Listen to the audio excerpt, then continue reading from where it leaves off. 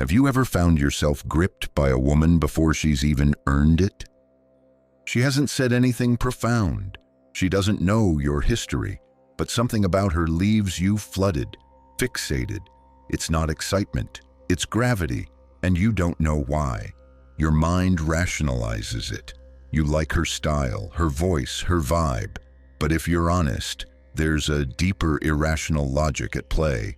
You want something from her you can't name. You want her to see you, to choose you, to soothe something that's been restless long before she showed up. And when she doesn't, you spiral, you withdraw or chase or perform. Not because she matters that much, but because something in you thinks she does. That's the part Freud understood. He wasn't talking about pickup lines or red flags. He was talking about the architecture of male desire itself, where it begins, how it mutates, and why it's often laced with fear, dependency, or rage. His claim was simple but brutal. You don't fall in love with women. You fall into patterns with them.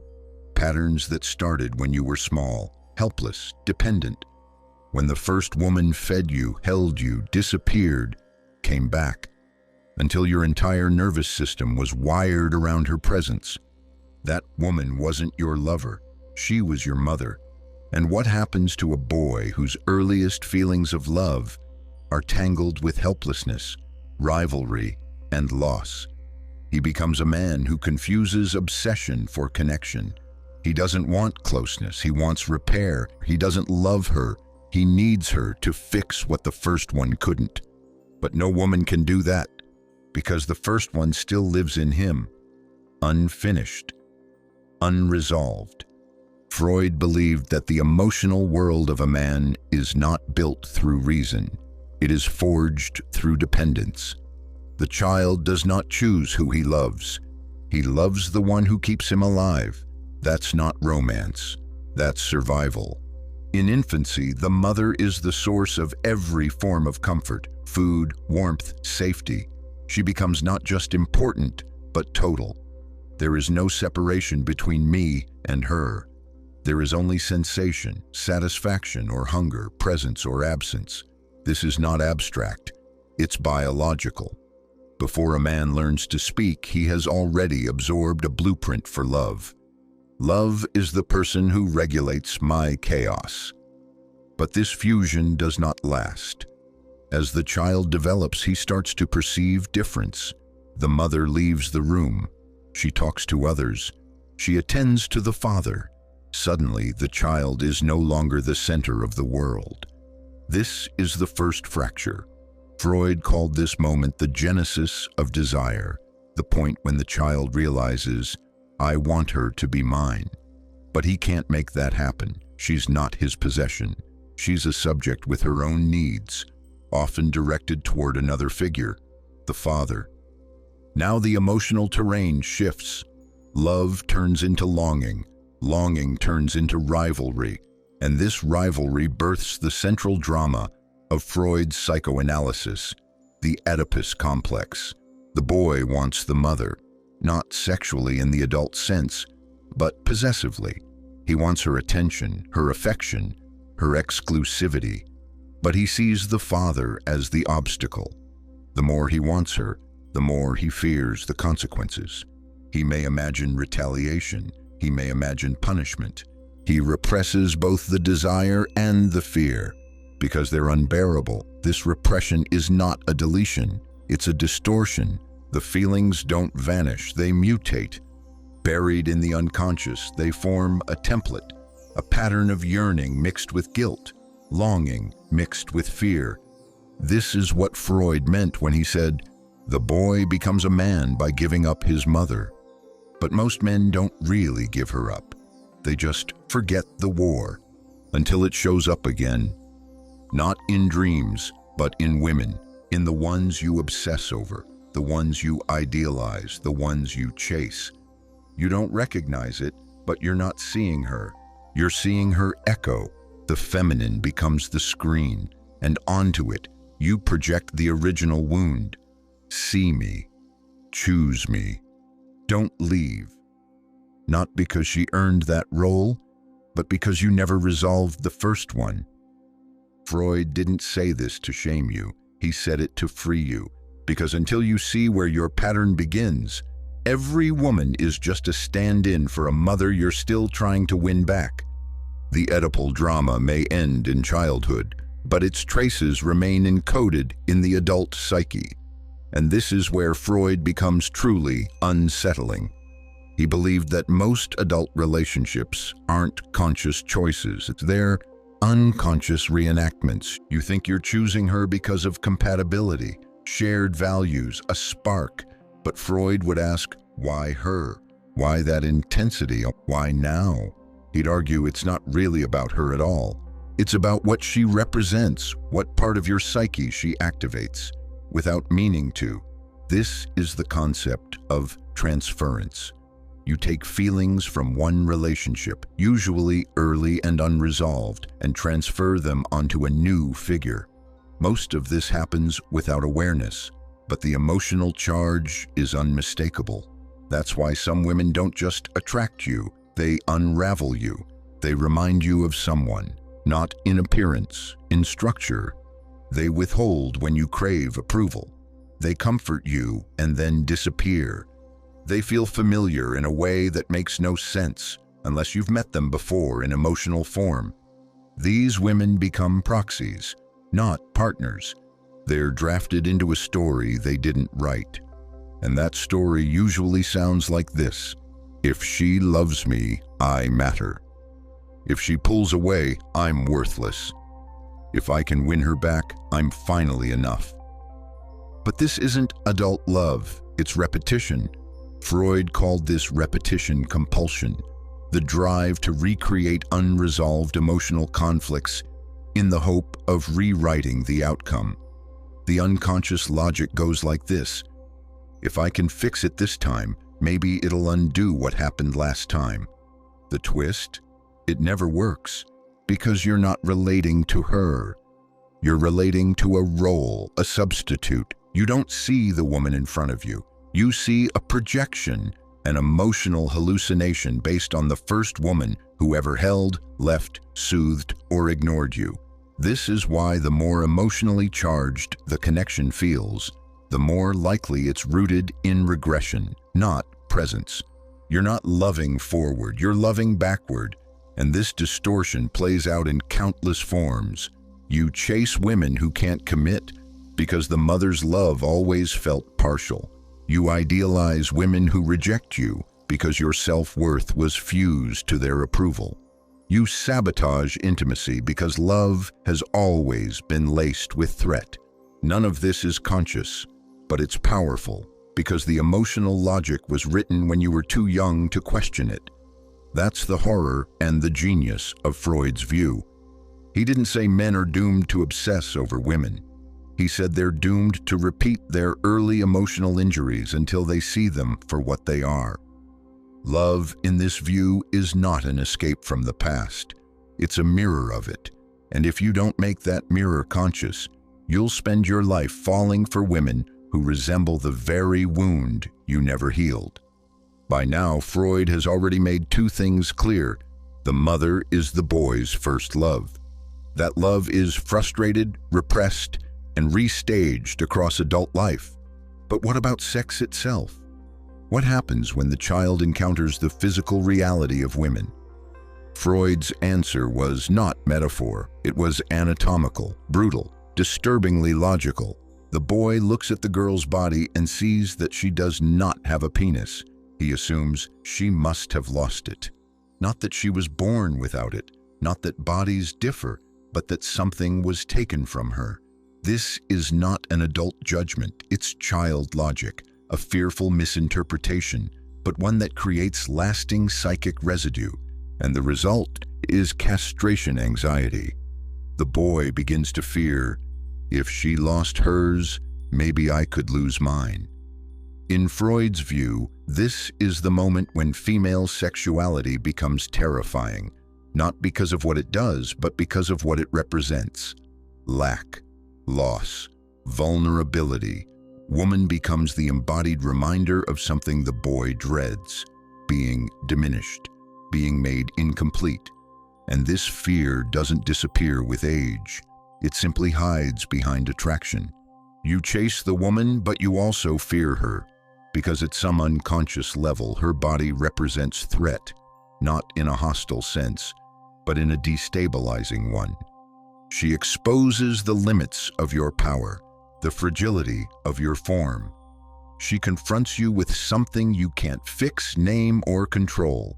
This is why Freud saw female sexuality as both fetishized and repressed by men. They glorify it, chase it, write poetry about it, but they also fear its power, its messiness, its mystery. It's not her behavior that threatens them, it's her difference. And this is the beginning of another split in the male psyche. To cope with this unease, men begin to divide women into two archetypes: the Madonna, pure, nurturing, non-sexual; the whore, erotic, impure, devalued. This isn't a moral stance, it's a defensive structure. The man can idealize a woman or sexualize her, but he struggles to do both, because integrating desire with respect requires confronting the very anxiety he's spent his life avoiding. So instead, he compartmentalizes. He marries the Madonna and cheats with the whore. He loves the woman who soothes his fear, but desires the one who inflames it. Neither interaction is whole. Both are built on disavowal of her complexity and his own. And Freud's uncomfortable claim was this: until a man can face the threat of female sexuality without collapsing into fear or fantasy, he will always relate to women in fragments, never in fullness, because woman, to him, is not just a partner. She is the carrier of a primal contradiction, the one he wants to possess, and the one he fears will unravel him. This isn't about misogyny, it's about unintegrated fear. And the deeper that fear runs, the more eroticized, romanticized, or vilified the woman becomes, not for who she is, but for what she represents in his unresolved psychic structure. Rejection hurts. That much is universal. But for some men, it does more than hurt. It shatters. She leaves, and they don't just grieve. They lose structure. Their sense of self falters. Their thoughts race. They either withdraw completely or obsess uncontrollably. It's not heartbreak, it's psychic disintegration. Freud had a wordless explanation for this collapse. You're not grieving the woman, you're grieving the part of yourself that was still fused to the first one. When the mother leaves, the child doesn't understand absence as temporary. He experiences it as annihilation. He lacks the language, the time sense, the ego boundaries to say, she'll come back. So when she vanishes, even momentarily, his world collapses. This wound rarely heals cleanly. It gets buried but never resolved. So when a woman later in life withdraws affection, attention, or intimacy, she unknowingly reactivates that early fracture. That's why men often spiral in ways that seem disproportionate. They don't just lose a relationship, they lose a fantasy of emotional repair. They weren't loving her. They were using her psychically to fill in what was never completed. Her approval equals validation. Her attention equals stability. Her presence equals identity. And when she pulls away, that scaffolding collapses. The old feelings return: abandonment, helplessness, rage. Not because of her, but because she unknowingly stepped into the role of a figure his psyche still needed to resolve. This is why post-breakup behaviors can become so irrational. Obsessive rumination, idealizing her one moment, vilifying her the next, fantasizing reconciliation or revenge. These aren't acts of love. They're expressions of unmet developmental need, and the need was never actually hers to meet. This is the hidden tragedy in many male emotional breakdowns. They aren't collapsing over a woman.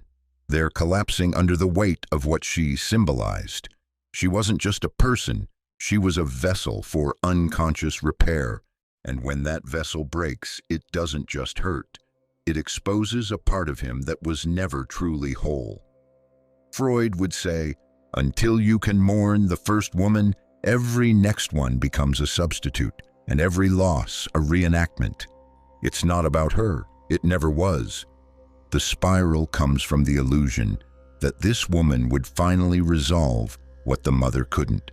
The feeling of being fully seen, the experience of being completely chosen, the fantasy of being enough without condition or competition. But no adult woman can offer that, and no mature man should expect it. Because that's not love. That's dependence, frozen in time.